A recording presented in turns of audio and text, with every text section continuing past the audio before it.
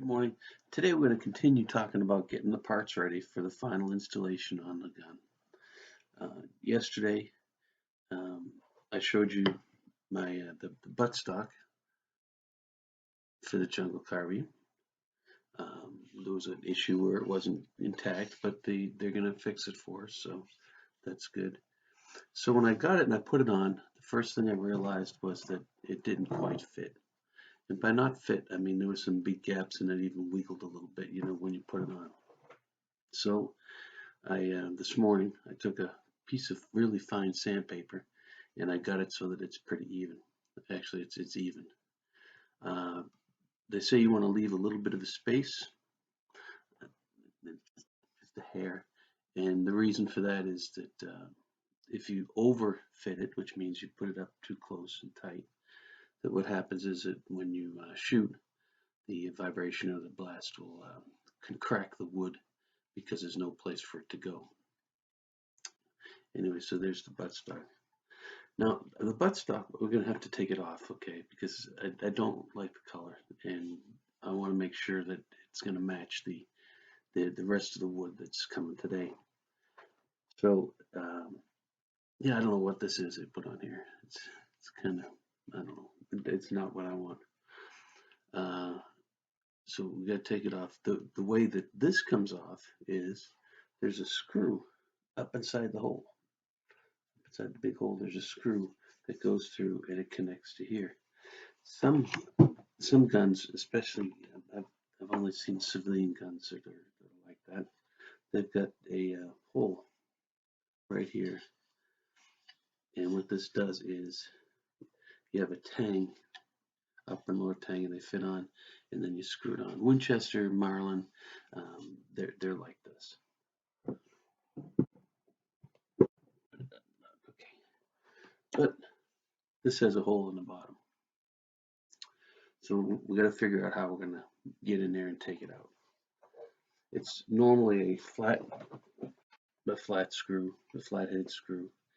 And what I bought was I bought a long screwdriver. This is my long screwdriver that I use for this. It's two things. It goes down in there. It's long enough that it offers you leverage. Because sometimes those things are stuck in there pretty good. And I mean, I have at times put this in a vise, in my vise, stuck this in, held it, and the reason that it's messed up is because I have a wrench that goes on the end to try to do that. You have to be careful when you do that though, because you could crack the stock, and that's bad news. So anyways, what I'm going to do is I'm going to stick my screwdriver down inside. There's the screw, so you know you're in the right area, and then I just turn it gently, and hopefully it'll fall inside the slot.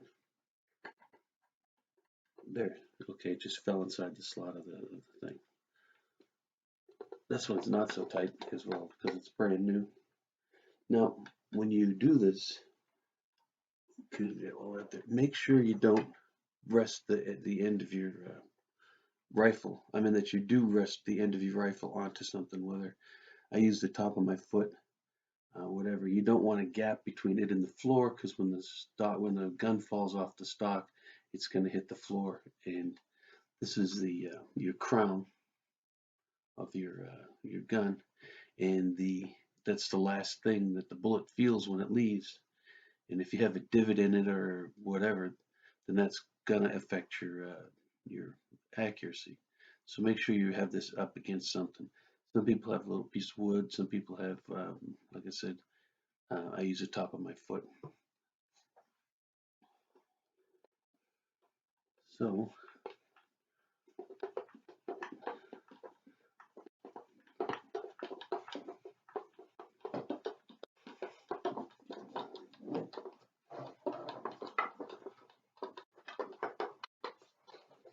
okay, we're just about there.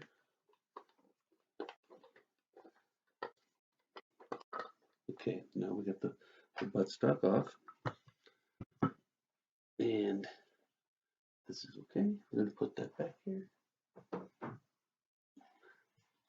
Now inside the buttstock is, of course, the bolt. I don't have it yet, but it is on order. There's a washer, a compression washer that I like that you put on here. So you screw it in, it acts as a washer, but it also makes sure that your buttstock's not going to come loose.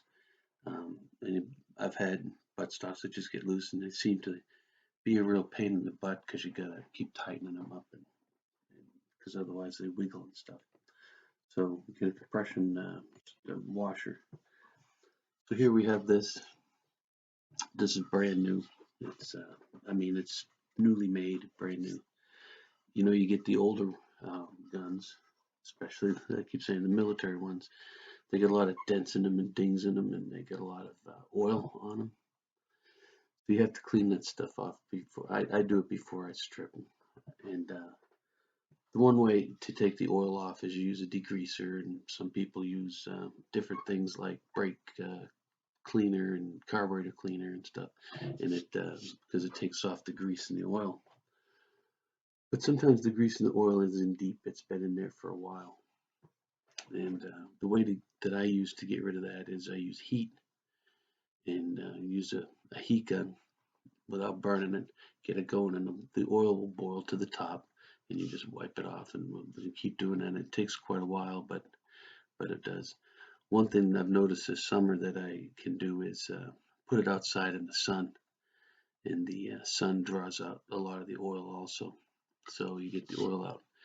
The dings, the way to get the dings out, if they're big enough that you're concerned about them, is it's also done with heat, but it's done with steam. So what I do is I take it and you lay it out, take a damp cloth and you put it on top, and then you take your hot iron on steam and you just hold it on there.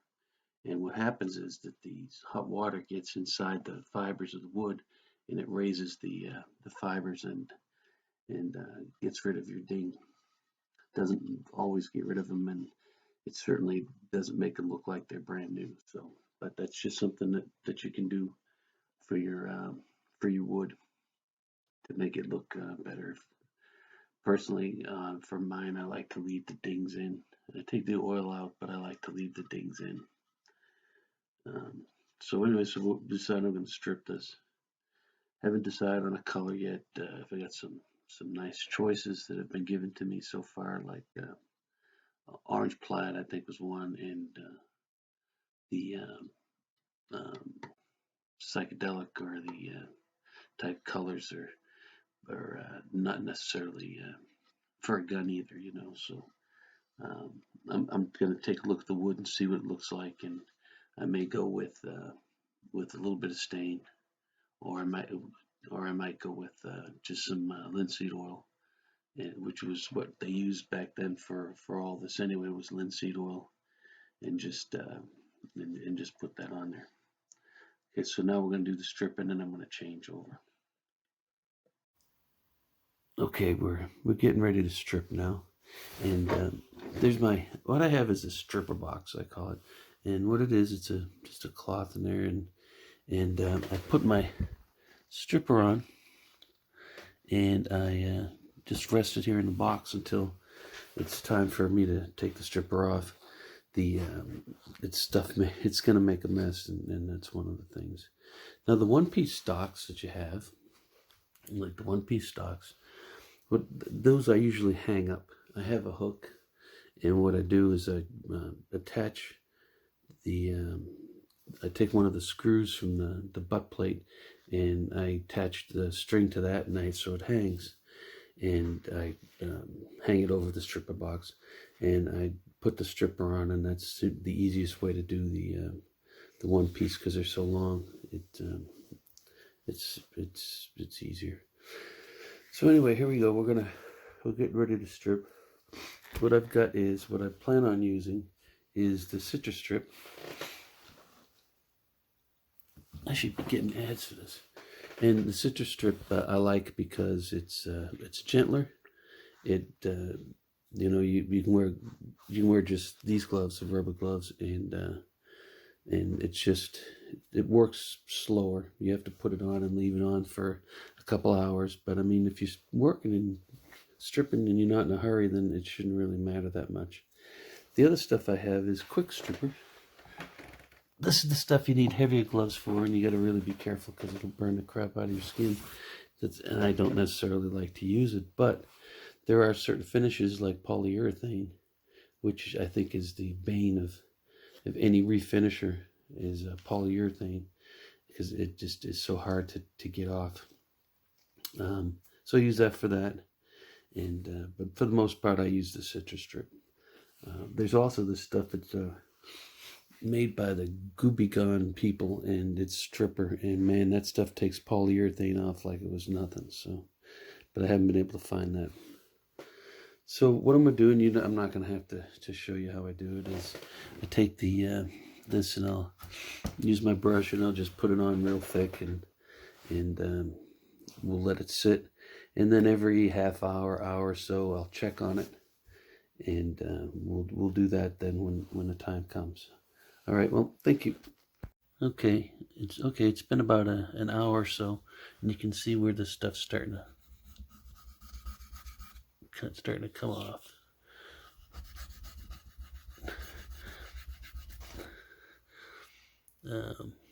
You can see through it. I think I'm gonna go do the next step, and I'm gonna try washing it off with a brush, and we'll see what it looks like. Okay, here it is. It's been washed, and you can see that there's still some stuff left on it. A lot of times you can just sand this stuff off after it dries. My concern is all of the intricate cutting and stuff down here. Um, when you sand, you're taking off um, wood that belongs on there or doesn't belong on there, and I've learned that it can turn into a problem, especially when you're supposed to have sharp edges and things like that. That you have to be careful with the sandpaper that you don't sand some of those edges off. So I'm going to try stripping it again and leave it on for it's already up to 7 a.m. So we'll probably leave it on for at least a couple hours and see what happens to it. Um, and then hopefully we'll be done with the stripping part. One of the things I want to talk about stripping, I mentioned the 3 strippers that I use. There's something that people use. It's pretty drastic, and I have to admit that I have used it more than once. Is Easy Off. I I had a finish that I was redoing somebody's stock, and it had a combination of polyurethane and pledge wax and some other crap on there, and it was just like unbelievable. Like the stripper I was using, all 3 of them just weren't touching it. So I decided to use the Easy Off. The problem with Easy Off is that the chemicals that are inside of it affect the wood, and they deteriorate the wood. So you have stock like this that's brand new, and you can see that the walnut's starting to come through. You use Easy Off on it, and it's going to come out gray or brownish. It just eats the wood to the point where it makes it look really old. Um, the last time I used it, and it's the last time I hope to ever use it, is it made it look like the old abandoned house wood that that you find on an old abandoned house. It looked like that, like gray and just lifeless. And it turned out that that after it was stained and oiled, that it actually turned out to be pretty good. But that's a really last resort. Some people use it because it's quick. It'll take the oil off. It'll do all that stuff real quickly. But I think at the price of the wood, um, and I love the wood that comes with guns. But if you mess with the wood, then um, it'll ruin your whole project. So, but anyway, I just wanted to put that out there about the Easy Off. I'm going to put some more stripper on this and let it sit for an hour or two, and hopefully we'll be done with it